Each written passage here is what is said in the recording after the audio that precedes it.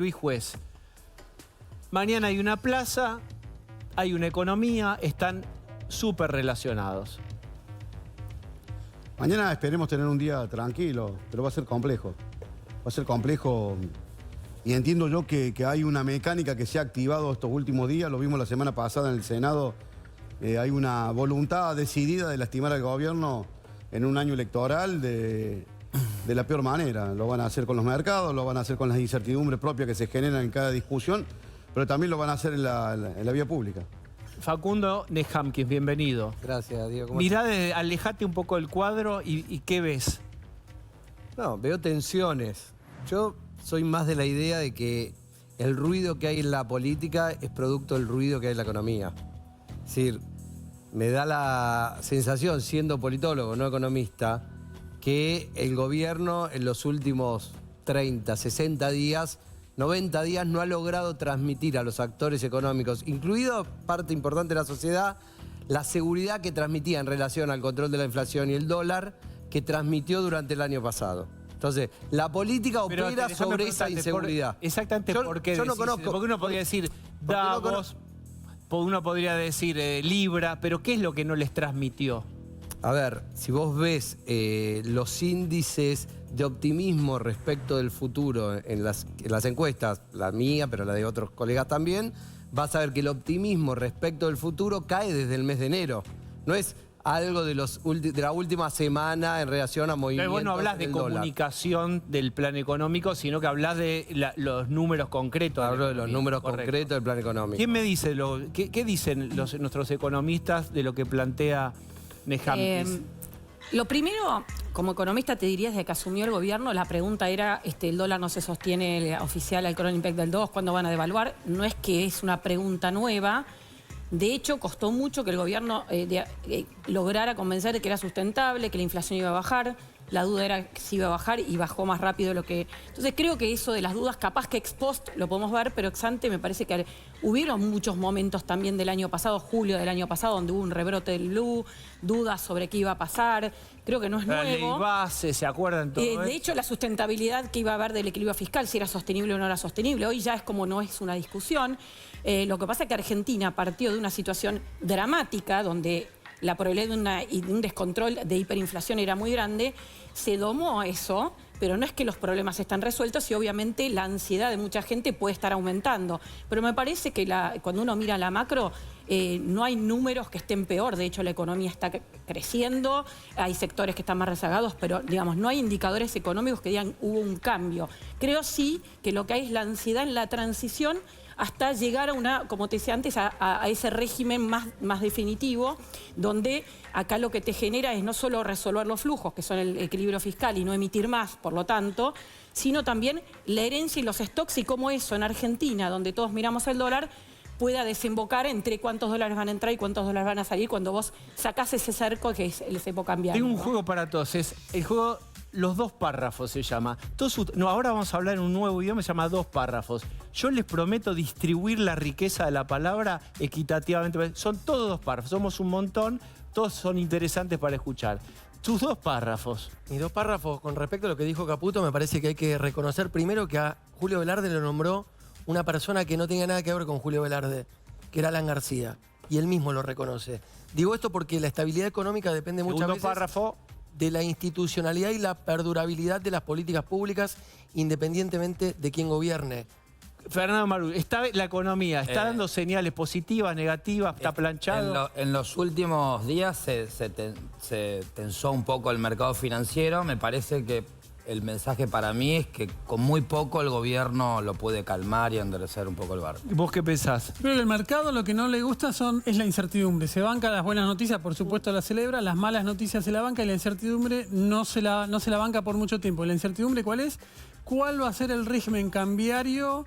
¿Qué margen de maniobra va a tener para imponerle Caputo al Fondo Monetario? La idea de que se puede seguir atado un poquito al Cron Impact y desmontar muy lentamente las regulaciones cambiarias. Pero hasta entonces, hasta que no haya claridad con la información, esto puede seguir. Pero aparte ahora, discúlpame, No sé, ahora- viene la cosecha gruesa. Viene la cosecha gruesa los ¿Cuánta dólares. plata va? Pero guárdese, ¿Cuánta plata los va? dólares. Pero Los dólares. Estás los dólares. agrandado. Acá están los Tenés dólares. Brote verde, tenés sí, brote verde. Escucha, Luis Juez, vos viste, acá hay dos equipos, los que protagonistas que estuvieron en el Congreso y después los analistas, todos los sanateros que somos nosotros. Te voy a bendecir con un tercer párrafo. ¿Qué pasó hoy en el Congreso con la bicameral? ¿Qué va a pasar mañana? 3 párrafos. El primero, el peronismo olió sangre y va a la calle. Ayer la semana pasada fueron los Barra Brava, mañana puede ser la CGT organizada, el peronismo en la calle, los grupos piqueteros. Van a tomar la calle como una forma de desafiar. Segundo párrafo. Sí, señor. Sabe que si le entra al acuerdo con el Fondo Monetario, lo hiere el gobierno en un lugar donde el gobierno se siente fuerte, que casualmente es la credibilidad en materia económica. Tercer párrafo. Todo cuesta muchísimo. Hoy conseguir el dictamen de la comisión para que mañana diputado lo pueda tratar fue un trabajo verdaderamente artesanal. Es complicado por la minoría parlamentaria que tiene el gobierno y también la falta de experiencia para entender cómo son los movimientos ahí adentro. Así que es todo un tema extremadamente complejo cada movimiento que tomemos. Pero, explica en 2 párrafos cómo es Bueno, lo que va a tampoco pasar mañana. El tema del acuerdo con el fondo es Mirá, fundamental. fácilmente, hoy hubo una reunión de la Comisión Bicameral de, digamos, tratamiento de decreto, donde se lograron las 9 firmas para darle dictamen positivo al decreto que envió el presidente para someter el aval parlamentario del acuerdo con el fondo. Por ejemplo, firmaron juntos, ¿saben quién? Sago y Almirón. Los dos que se a trompadas la semana pasada, ¿se acuerdan? Sí. Firmaron juntos. Firmaron también el senador Juez y el diputado Santilli. Firmó también Pagotto, que es uno de los senadores que quería retener la jefatura de la comisión. Firmó Sago, firmó Camau Espínola, firmaron 2 de la UCR y firmó Paul Troni, que es este senador, ¿se acuerdan que era parte de la Libertad Avanza? Y ahora es, no digo opositor, pero está a un costado. Importante. Sí, Los decretos en Argentina, Sí. y el senador Juez lo sabe mejor que nadie, por una decisión de Cristina Fernández de Kirchner, que quiso beneficiar a su esposo Néstor y darle a un decreto más estándar que una ley, se votan solo con una Cámara. Con lo cual, si mañana diputados ratifica el decreto queda ya ratificado y no sirve de nada un debate en el Senado. Y esto es de 2006, de la propia Cristina, que veía en minoría el gobierno de Néstor y dijo, vamos a hacer una cosa para proteger al gobierno, que es, con una sola Cámara alcanza DNU. Bueno, con la misma herramienta está usando Milei ahora. Los 2 párrafos de Luciana Vázquez. El año pasado The Economist tituló "Milei debería aprender del ejemplo del éxito de Perú" y se refería a la fortaleza del sol peruano, que desde el año 99 vale lo mismo en términos de dólares. Entonces yo tengo una pregunta aquí para los economistas, que es ¿cuánto hay de este juego del peso? Milei había hablado en campaña del peso como excremento, pero con el correr de los meses de su gestión empezó a hablar de la fortaleza del peso, ¿no? El peso fuerte. Y por otro lado, Caputo plantea que no se va a escapar el dólar porque faltan pesos, no hay pesos, el mercado se quedó ya sin pesos. ¿Cómo funciona la lógica del peso para que sea creíble que el dólar no puede escaparse? Venimos de 5 años de cepo cambiario, donde hay muchos controles, hay todavía empresas con exceso de pesos, faltan billetitos de estos en el Banco Central. El acuerdo con el Fondo Monetario es un poco para darle 15.000 millones de dólares al Banco Central, no para pagar deuda, porque hoy al Fondo Monetario no le tenés que pagar nada. O sea, en los próximos meses no hay una urgencia de pago de deuda como había en el pasado. Es un poco para fortalecer el Banco Central y darle un poco de poder de fuego para los próximos pasos y eventualmente van a liberar el cepo cambiario gradualmente. Uno no imagina que van a cambiar ni el crawling peg, ni van a levantar el cepo en abril. Digo, esas cosas no van a pasar, pero, o sea, venís de un Banco Central que está quebrado, ¿sí? Entonces, si el respaldo del peso son los dólares del Banco Central, para dar un próximo paso de levantamiento del cepo tenés que tener dólares. Es para eso el préstamo del Fondo Monetario. Recordemos que nosotros los argentinos estamos llenos de dólares. Tenemos 200.000 millones de dólares abajo del colchón, en los bancos, etc. Pero el Banco Central no tiene nada y es el que respalda, es el que respalda hoy. No estás dando ideas de que hay que cada uno tiene que poner su elefantito, el que tiene enrollado en el elefantito, a nutrir al central. Vos bien sabés que somos ricos y pobres en Argentina. Totalmente. Quiero preguntarle a Facundo, mañana la plaza, ¿qué sería que el gobierno gane? ¿Qué sería que la oposición gane desde el punto de vista de los sucesos?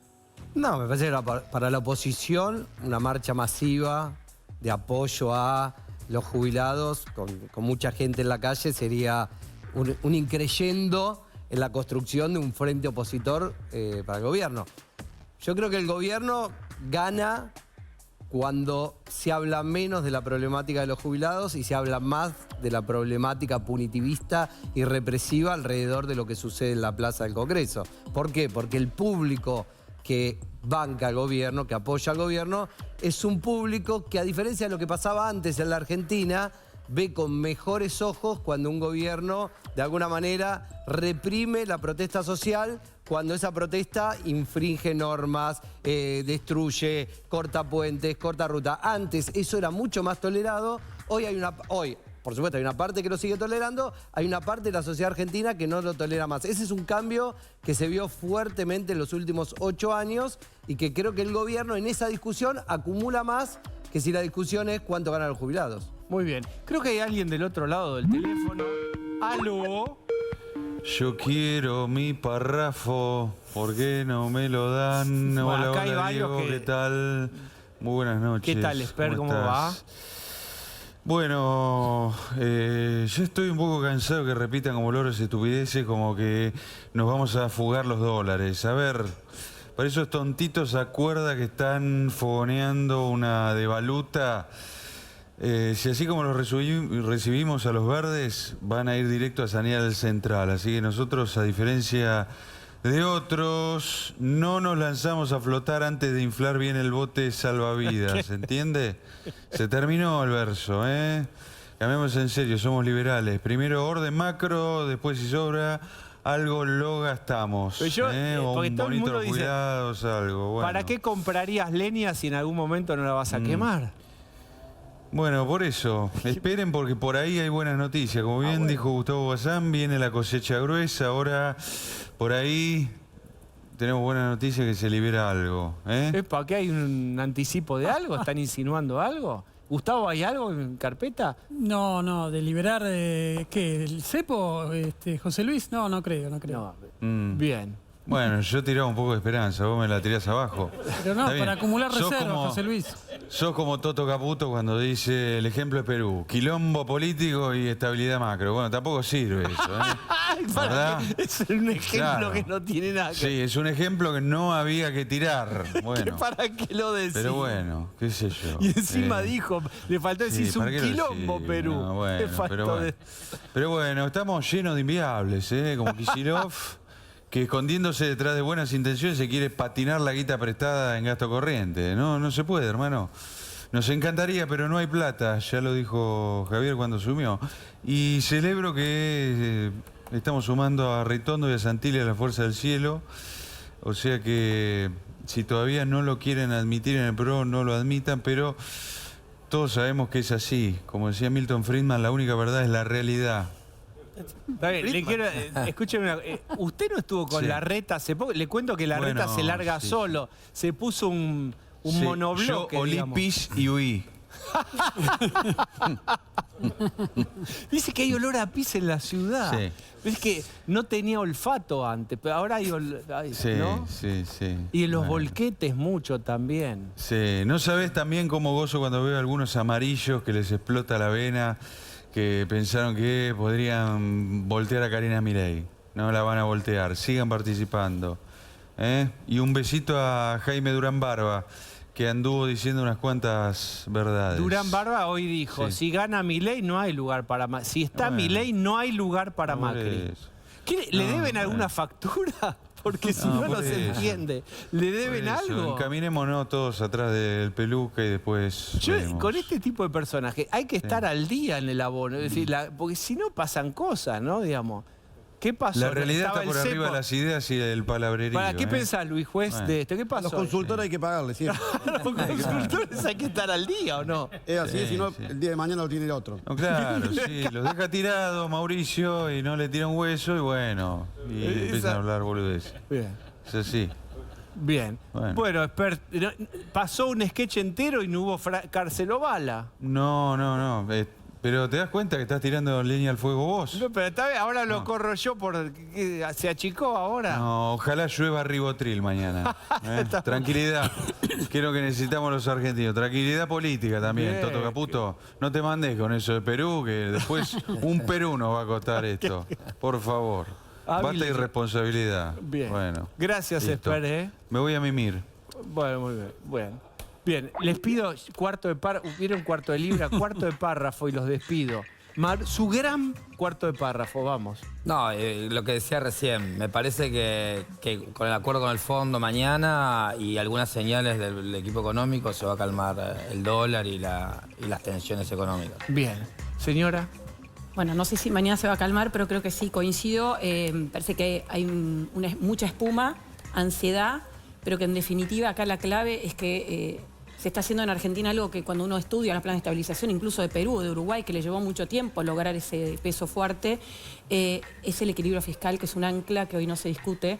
Parece que esto es fundamental y creo que Esa hay dije, consecuencias. Caputo, esa es la diferencia ahora. Sí, digamos, quilombo totalmente con orden distinto. fiscal, quilombo sin orden. No, es que los gastos más los intereses se pagan con las cuentas de la recaudación de todos los días. Incluso fue un texto importante este primer bimestre, sin impuesto país, con reducción de retenciones a partir de febrero y contra un piso, que fue el primer bimestre del año pasado, donde los gastos habían sido mucho más bajos que en el resto del año. Entonces creo que cuando uno mira los motivos para tanto nerviosismo no hay, obviamente está la ansiedad, como te decía antes, en esta transición, que coincido, no creo que el Fondo Monetario te pida un cambio drástico en la política monetaria, pero esa ansiedad en el mercado lleva a querer leer cada vez que el ministro de Economía dice algo, tratar de sacar alguna interpretación que te todavía no están tiene. pidiendo devaluación, a correr. Vamos Correr. a Y ahora, clarísimo. por lo menos ya no hablamos de atraso cambiario, por un tiempito. Vos que decías que había atraso, que había la histeria del dólar. Gracias a ambos por haber venido. No, de nada. Cambiamos de tema.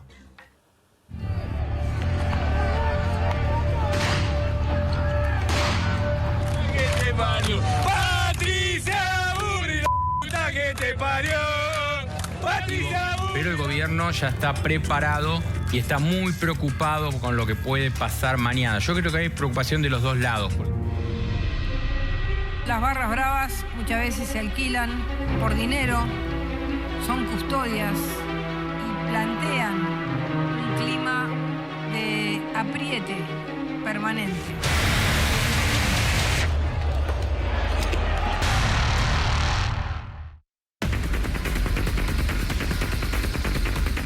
En el Congreso está Belisario Martínez. Te escuchamos. Diego, ¿cómo estás? Acá en inmediaciones del Congreso te digo que el panorama es de vallas. Se inicia de alguna manera y de manera muy tímida lo que puede llegar a ser parte del operativo de seguridad para el día de mañana en la previa de una movilización que esperemos no sea violenta como la del miércoles pasado, pero en donde las vallas son protagonistas. Muchas de ellas están, es verdad, desde hace ya bastantes días, bastantes semanas. Sin embargo, hay otras que han quedado, entendemos, desde la movilización del miércoles pasado. Por ejemplo, la que está allá sobre Irigoyen, casi Entre Ríos y también en Callao y Rivadavia, ¿no? Han quedado estas vallas, entonces no las han terminado de remover. Decirles también que no se sacaron los contenedores de basura. Si nosotros caminásemos sobre Rivadavia, por ejemplo, vamos a encontrar todavía los contenedores de basura y no fueron colocados todavía los contenedores los pequeños papeleros, los pequeños cestos que fueron arrancados en el momento de la movilización el miércoles pasado. Fíjate que no fueron repuestos, ¿no? Este es el panorama en relación a lo que está pasando con los papeleros y con estos contenedores. Ahora, vallado entonces, calculamos que durante la madrugada van a estar incorporando más vallas y más temprano un helicóptero sobrevolando toda la plaza. Muchas gracias, Belisario. Gonza, Señor. ¿qué es lo distinto del operativo en relación con el miércoles pasado? Mira, primero una cuestión temporal. A las 9 de la mañana ya arranca con todo el operativo. En segundo lugar, el perímetro, que era, para que tengan en cuenta, un radio de 2 cuadras a la redonda, se traduce ahora a 4 cuadras a la redonda. Digo las calles, sobre todo los que ven en casa, para que sepan. Bartolomé Mitre, Paraná, es una arista. Sáenz Peña, Adolfo Alsina, otra arista. Y Ayacucho Sarandí es otra arista, es una C alrededor del Congreso. Tercero, separación de fuerzas. 800 efectivos de fuerzas federales adentro del perímetro. Afuera del perímetro, 700 efectivos, escuchen bien, porque mañana vence el plazo para las alianzas porteñas. 700 efectivos de la policía de la ciudad que trabaja mancomunadamente con Entonces, Nación. ¿cuántos hubo el miércoles pasado? ¿Cuántos va a haber mañana? Subimos de 800 a 1500. Bien. Cuarto, Sí, te cuento, último. control de todos los accesos de la ciudad de Buenos Aires y de todas las estaciones de tren con inteligencia criminal para evitar Bien. que lleguen facas, armas, bombas o lo que sea. Luis, vos dijiste una frase, es olieron sangre y Es aquí la está. historia, la historia. Yo la verdad que me vengo repitiendo, me ha generado un gran dolor de cabeza, pero no siendo el hermano de Chita, tengo que hablar de un tema que conozco, yo no soy un gorila. El peronismo cuando no gobierna suele ser destituyente. No se banca, no tolera, no admite, no acepta un gobierno que no sea de su pensamiento y hace todo. Y ordena todo y busca el momento justo y siempre tiene mano de obra. El otro día fueron los Barra Brava, seguramente después será la CGT, después será el peronismo en la calle.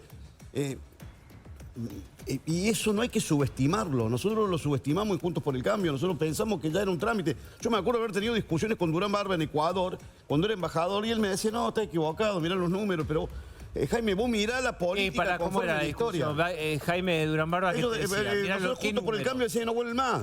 Están muertos, estos tipos están muertos, mirá los números. ¿no? Y digo, eso es desconocer la capacidad de reinvención que tiene el peronismo, particularmente en momentos complejos. Entonces, y lo voy a decir, lo dije el otro día y también me trajo grande dolor de cabeza, en algún momento te van a tirar con un muerto. Lo hicieron con ellos, se lo hicieron con Dualde, con Costec y Santillán. Lo van a hacer, son salvajes a la hora de plantear esta cuestión. Entonces, no tenés que subestimar, esto va a pasar, puede pasar. No estoy asusando cosas que no haya pasado en la historia de la Argentina en los últimos 40 años. Esta es una realidad concreta, vos lo ves, los tipos disfrutan de la desgracia. Esto, ¿cómo explicarlo? Entonces, cuando algunos creen que no va a pasar nada, que está todo bien, tampoco tenés que exacerbar ni montarte ni tener todo un discurso sobre el tema de la represión. Es el cumplimiento de la ley. A ver, a nadie se le ocurre. Yo estaba el otro día en la puerta de Irigoyen, me había venido de una reunión del Ministerio de Justicia, 4:30, cuando había una banda de vándalos que eso no venían a tomar un café conmigo a discutir el sistema previsional. Venían a tomar en serio el Senado. Era un quilombo, era un caos. Yo no sé si la policía se relajó en la calle Irigoyen y recién pudieron reaccionar tipo 5 de la tarde. Pero era un caos. Te lo digo, y a mí no me asusta los Barra Brava, pues soy fanático del fútbol. Ahora, esos tipos no venían a dialogar, no venían a plantear nada. Y el peronismo tiene esa proclividad, y créeme que no es una apreciación gorila, esa proclividad de encontrar siempre mano de obra para este tipo de desmanes. ¿Quién va a la marcha mañana en la plaza? Gonza, yo decía, la CGT dice presente, no vamos Te digo, sabemos cuán vamos con lo orgánicamente va, formal, pero sí. va. Sí. Vamos con lo formal, mira. Dale, lo formal. Formal va a la UTEP, que es la Unión de Trabajadores de Economía Popular. Para que sepan quiénes son el Movimiento Evita, que es el movimiento social más grande de la Argentina. Va Barrios de Pie también. Y va el movimiento de Grabois, ahora no recuerdo el nombre, Trabajadores Excluidos. Se suma también formalmente el Frente de Izquierda, básicamente el PO, el MTD y los partidos de izquierda. Después tenés también que sumar agrupaciones sindicales, sobre todo vinculadas a los gremios del transporte y a la CETERA. Y mirá cómo me lo definen, porque te juro que me da gracia cuando hablas con los líderes piqueteros, te dicen, y también vienen agrupaciones de clubes de fútbol. Le digo, ¿cómo? Pero Barra Brava, le digo. Las peñas. Son agrupaciones vinculadas a la política de los clubes. Vinculadas. Pará, yo le hago doble clic, ¿viste? Le digo, ¿cómo es eso? Vamos de vuelta. Que hay gente vinculada con la vida política de los clubes. Bien, Grabois habló, ser de luz, deseándole lo mejor en su gobierno a Javier Milei. Miren. Con esta gente no se vota nada en el Congreso, a esta gente no se dialoga, se la combate. Ellos eligieron el camino del no diálogo. 1 año y medio estuvieron los movimientos populares intentando dialogar por cosas básicas, comida, útiles escolares. Lo encanutan en los depósitos y le pegan a la gente. Se terminó. Ahora es hora de combatir en todos los planos. Medicamentos. Bueno, la política, la calle, el Poder Judicial y todo lo que estoy planteando desde la más absoluta legalidad. ¿Quién nos metió en la cabeza que plantear que un gobierno represor que cruzó las líneas de la legalidad no se le puede plantear un juicio político para que se vaya? ¿Desde cuándo eso es golpismo? Este gobierno no es un gobierno democrático. Nosotros tenemos la obligación de combatir esta caterva de hijos de puta. Es una obligación moral, es una obligación política, es una obligación humana. Algunos lo diremos de una forma, otros lo dirán de otra, pero esto es un gobierno antidemocrático, es un gobierno represor, es un gobierno de miseria planificada y no nos queda otra de cada uno como pueda. Y si estamos juntos, mucho mejor, combatirlo. Facundo, ahí tenés a Grabois. Al final dice, vamos todos juntos, si pudiéramos, incluso con las diferencias, pero este no es un gobierno democrático, va fuerte. Bueno, es el lenguaje de la época, ¿no?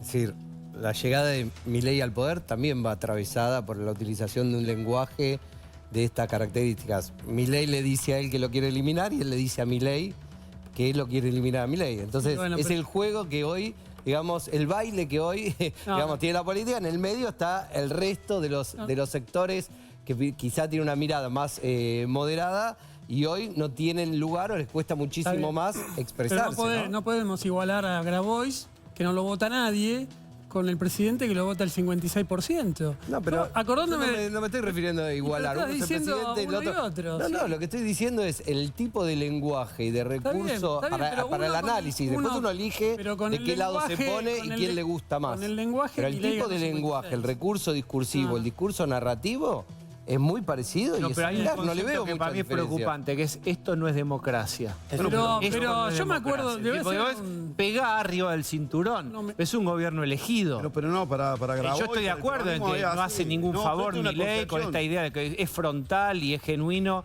Yo creo que eso no suma nada y que la gente lo acompaña si la economía funciona. Grabois lo expresa con claridad. Hasta te diría con una bestialidad, con una sinceridad bestial. Los tipos no entienden, no aceptan, no toleran. Esta es la historia de la Argentina, no es que Grabois está aprendido fuego. Los tipos no aceptan un gobierno de otra mentalidad, no tienen, lo ves en el Senado, lo ves con tipos, lo ves hoy en la bicameral. Pues, quilombo que armaron por la autoridad, era un tema que había que ordenarlo, nada más, pero era un tema... Luis, pero el que armó quilombo con las autoridades fue un hombre de La Libertad Avanza. No, yo estuve ahí. No, el tema había que plantearlo, se podía plantear de otra manera. Los tipos te atropellan. Y si cedés, te llevan por delante. El tema, si te parás y da la discusión, el tema lo acomoda. Pero esta es la historia de la Argentina en los últimos 50 años.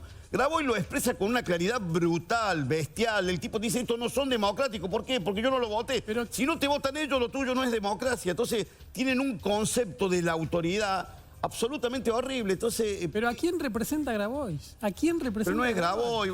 Hay senadores que se expresan igual con Grabois con un poco más de educación. Grabois fue precandidato presidencial. Fue con Massa. ¿Qué decís, Luciana?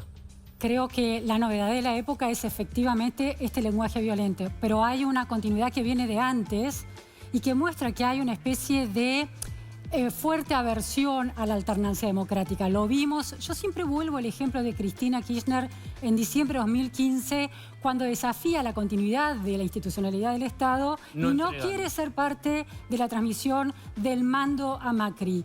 Ese hecho es grave, ha sido minimizado y digerido con demasiada facilidad, pero es la señal de la principal líder de la oposición diciendo: cuando gana aquel que no tiene que ver con aquello que yo defiendo, eso no es democrático. Es decir, una autopercepción de la superioridad de la oposición democrática muy cuestionable. Eso vuelve en escena en 2023, cuando se plantea que Milei es un riesgo para la democracia y votar a Massa era salvar la democracia. Y suele ser sostenido...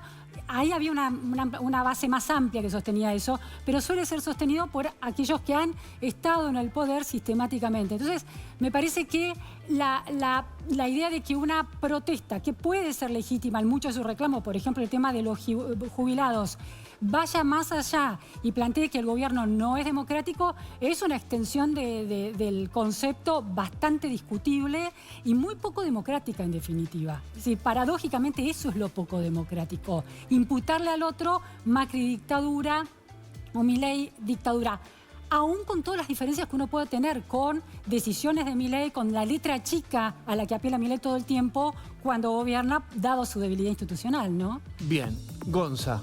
Yo creo que el problema que tiene Grabois es que le hace bien a Milei. O sea, el gobierno capitaliza lo que dice Grabois. En la construcción, digamos, confrontativa de la política, en un año que es claramente electoral, este tipo de discursos fortalecen la construcción subjetiva en base a la oposición con una otredad.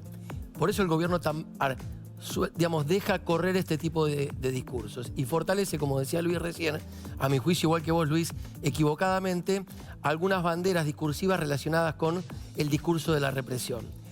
Otro tema es, me parece, Diego, que hay que tener en cuenta lo que, me vas a detestar con esto de los conceptos de la ciencia política, pero para algo invertimos tiempo y plata en la educación, lo que nuestros profesores llamaban la tecnología política alternativa, que muchas veces es legal, que es básicamente, digamos, la confrontación popular en la calle, legal me refiero, verbal, a través de la oratoria, la protesta, que en el caso de Grabois pasa un límite, porque básicamente lo que está llamando es una confrontación bélica, catalogando un gobierno de no democrático, habiendo sido ese gobierno elegido con más del 55% de los votos. ¿Me permiten?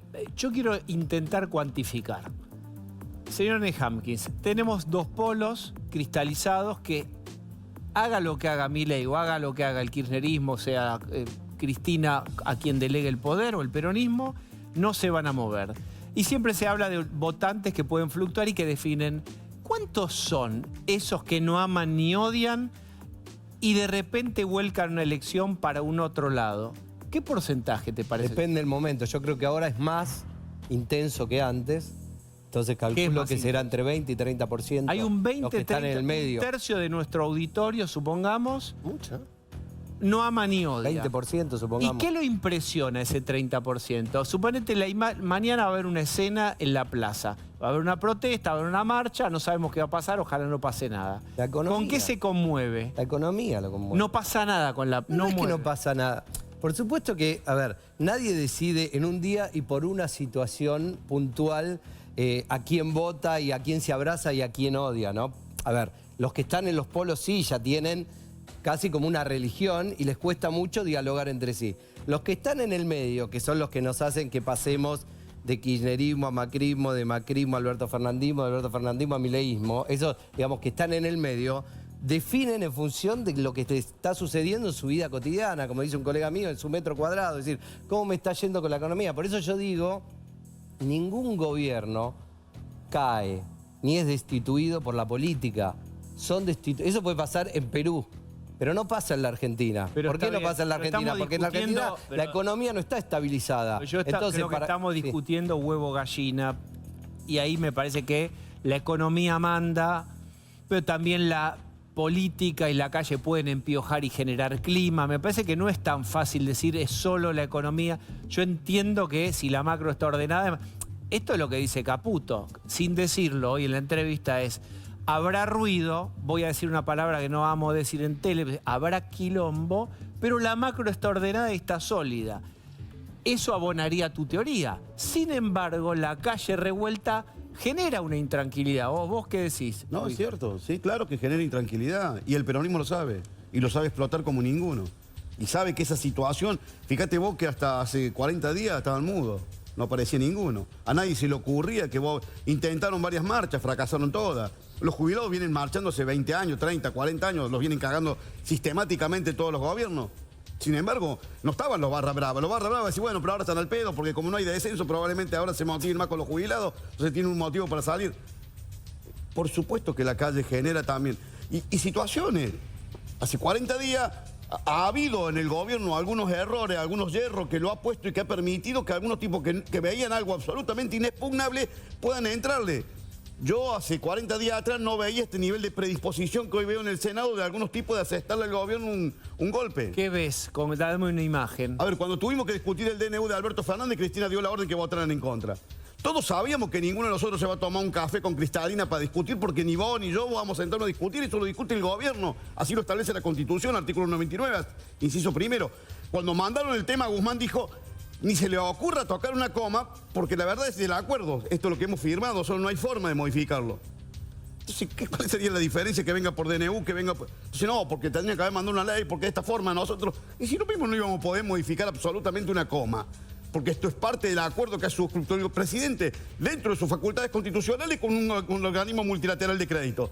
Pero sin embargo, ahí tienen un argumento para decir, no, mirá, lo que pasa es que acá la letra oscura, acá nadie sabe... O O sea, yo te digo que hace 40, 50 días atrás nos animaban a este nivel de violencia que se expresa de una forma contundente. Y no le podés responder con igual criterio de violencia, porque en eso te ganan ellos. Entonces hay que ser prudente. ¿Qué sería responder con igual No, yo no exacto. Mirá, y te voy a decir una cosa que también molesta, ¿no? Este fenómeno de tomar la calle y es un fenómeno muy de Capital Federal. Es muy de ustedes, de los porteños.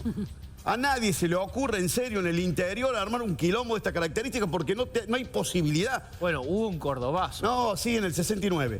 Pero digo para que este concepto de la justicia, la jueza que loco, de la primera hora del día sabés que estás de turno, sabés que va a haber un quilombo, sabés que tenés cómo actuar, entonces no podés en media hora. Entonces, lo dice Grabois. Vamos con la justicia también porque colonizaron la justicia. Los tipos son muy inteligentes a la hora de que... Porque en todos los lugares con sus tentáculos han logrado instalar este concepto. Entonces, te pegan en un lado, te pegan los actores, te pegan las actrices, te pegan esto, te pegan los movimientos sociales, te pegan la secretaria, te pegan los... Entonces, yo digo prudencia, mesura, tranquilidad, no nos volvamos locos, no nos dejemos llevar por delante. Derecho a la protesta, por supuesto, protesta, derecho a... Vos no podés venir a protestar con un ladrillo en la mano, hermano, vos no venís a protestar, me venía a partir la cabeza. Digo, cosas básicas que nosotros no hemos sido capaces de instalarlas, digo, como dirigentes políticos. ¿Por qué? Porque siempre te agarra el temor, porque vos sabés que... Entonces déjalo. Yo lo veía, me harté de decir a los dirigentes acá en la Ciudad de Buenos Aires, loco, no permitan esto, porque una vez que lo permitan... Siempre pongo un ejemplo. Yo fui embajador en Ecuador en el gobierno de Correa. Era una locura. Después de los Castro, Correa era el más socialista que había en América. Y sin embargo, a nadie se le ocurría cortar una calle en 5 minutos. Yo me acuerdo, tuvimos un quilombo con los jugadores, con el plantel de Atlético Tucumán. Había como 2.500 tucumanos en pedo esperando el partido de Atlético Tucumán. Yo decía, muchachos, no vayan a cortar la calle porque voy a estar 20 años como embajador acá hasta que saquemos el último en cana. Porque no hay ninguna posibilidad, a nadie se le ocurre en un país serio que vos podés cortar una vía pública, no se le ocurre. Pero acá en la Ciudad de Buenos Aires ese tema se instaló como parte del derecho a la protesta. Iba a costar un Perú cambiar esa mentalidad que claramente es una mentalidad delictiva. Fíjate vos todos los protocolos y toda la vuelta que le dan para explicar lo que está mal. Lo que está mal, está mal. No hace falta ninguna interpretación, ninguna modificación del Código Penal. Si comete un delito, sos un delincuente. Pero hay toda una cultura instalada que realmente va a costar muchísimo. Y ahí también el gobierno tiene un gran desafío. Bien, Luciana. Mira, es muy interesante la figura de Grabois, porque el año pasado, al principio, arrancó con una fuerte resistencia al gobierno, pero el resultado macroeconómico con la baja de la inflación y cuando empezó a comprenderse que la baja de la inflación era un beneficio para los sectores populares, sobre todo, Grabois se volvió mucho más comprensivo acerca del impacto psicológico, y lo decía en esos términos, que la inflación había tenido sistemáticamente, sobre todo en la vida cotidiana y en el bienestar de los sectores populares. No poder planificar, no poder futurizar, exacto, la angustia, estar sobre un piso como si fuera un terremoto que se mueve, exacto. No sabés qué tenés que para la semana, no puedes programar ahora, la semana que viene. Entonces, déjame terminar con esto. Entonces, en este contexto, el cambio de humor de Grabois es todo un dato que puede ser representativo de lo que va a pasar mañana. Porque la marcha de mañana tiene una particularidad. Sucede al mismo tiempo que se discute en el Congreso este tema emblemático, arquetípico de crisis en la Argentina, que es el acuerdo con el FMI. No estaba ese componente en la plaza de la semana pasada. Casi es un componente mucho más claro que conecta la plaza muy directamente con la discusión en el Congreso, como efectivamente en 2007. No al hambre de los jubilados. Disculpame, hablaste del gobierno hambreador. Él, mejor dicho, habla del gobierno hambreador. El 30 de marzo se va a informar el índice de pobreza y posiblemente de abajo del 40% por debajo de lo que dejó Alberto Fernández. Por eso a mí no digo que me duela, pero me molesta un poco cómo se le sube el precio a Grabois, que es nadie. Como dijo mi primo Osvaldo Bazán, ¿quién sos, Grabois? No sé por qué se le sube tanto el precio. ¿Por qué se le sube tanto el precio? Bueno, vos que venís todas las respuestas. Dos cortitas, ¿no? Una, lo que decía él en relación a que quizás al gobierno le conviene confrontar con un personaje como Grabois, ¿no? Es como un espejo invertido de alguna manera, entonces quizás es funcional porque es confrontar contra alguien que utiliza recursos discursivos parecidos pero con menor representatividad política. El gobierno representa a 50, supongamos hoy, puede ser 56, puede ser 48 un día. Grabois no representa al otro 50. Entonces, digamos, los que no les gusta al gobierno ven a Grabois y dicen, este no es el que a mí me representa. Entonces creo que ahí hay una utilización de alguna manera inteligente desde el punto de vista de la narrativa discursiva que le puede servir al gobierno, ¿no? Y claramente ocurrió algo, porque hasta hace un mes o menos, la calle estaba, vamos a decirlo así, dominada, entre comillas, por el gobierno. No había piquetes, se enorgulleció. Cuando abrió sesiones en el Congreso, parte del discurso de Milei fue decir, estamos en piquete cero.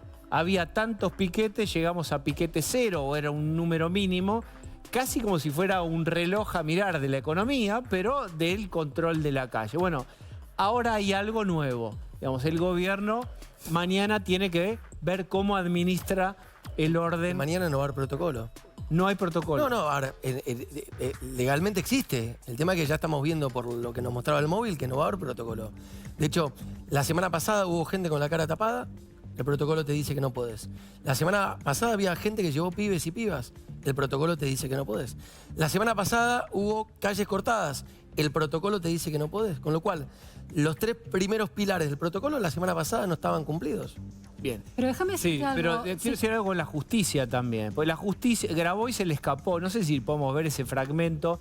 Con tranquilidad lo buscan. Dice, hay que ir con todo, con la calle, con la justicia, como si fuera un brazo más del espacio político que él integra, que es... Pero tiene que ver con una concepción del poder. Cuando el peronismo gobierna, coloniza todo. Coloniza la justicia, los clubes, las asociaciones, los colegios No profesionales. dijo que la justicia haga algo, dijo vamos con la justicia. Pero bueno, porque la justicia también es parte. Como si los tipos van con... Si yo estoy en el Consejo de la Magistratura, no le puede tirar la oreja a un juez.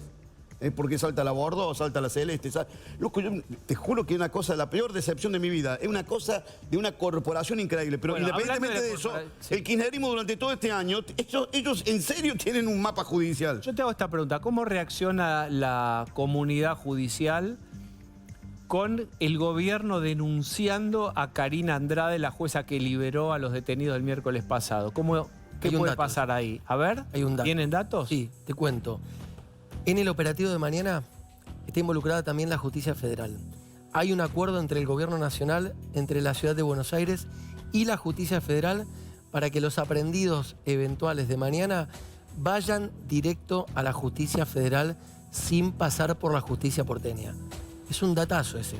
Repetilo entonces. Hay un acuerdo entre nación, ciudad y la justicia federal para los eventuales detenidos, potenciales detenidos de mañana, para que vayan directamente a tratamiento federal y evitar un hecho como el de Andrade la semana pasada, que corresponde a la justicia local. ¿Cuál es la hipótesis? Que hay un par de jueces de la ciudad de Buenos Aires que en general... Ha habido una cultura durante años instalada en la ciudad de Buenos Aires que hay derecho a la protesta. No importa si venís con un ladrillo, con un palo o con un mortero, tenés derecho a protestar. Luciana. Mira, en relación a este tema de cómo se organiza la justicia en la marcha, la semana pasada, después de todo el episodio de la jueza Andrade, estuve hablando con un juez nacional de la Ciudad de Buenos Aires y con un fiscal del Ministerio Público, fiscal de Cava. Y hacían un análisis muy interesante. Planteaban que lo más cuestionable de la jueza es haberse anticipado tanto a las 24 horas que tenía o eventualmente a las 48 horas y hacer una suelta tan generalizada. Eso es discutible, no necesariamente ilegal, pero es discutible.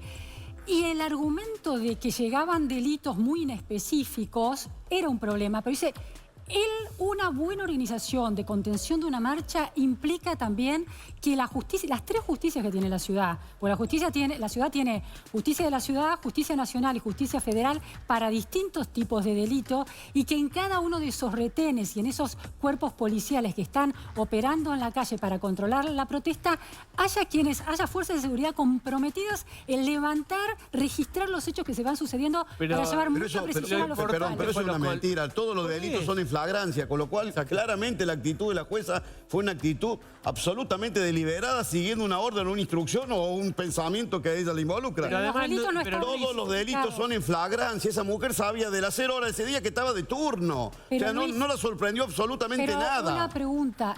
Lo hizo porque ideológicamente ella se siente, entiende que lo que pasó era una protesta. Ese es el punto. ¿Me permiten? Ese es el punto. Ella dijo, esto era una protesta de sectores vulnerables como los jubilados. Está bien, pero tuvo una es un excusa. derecho...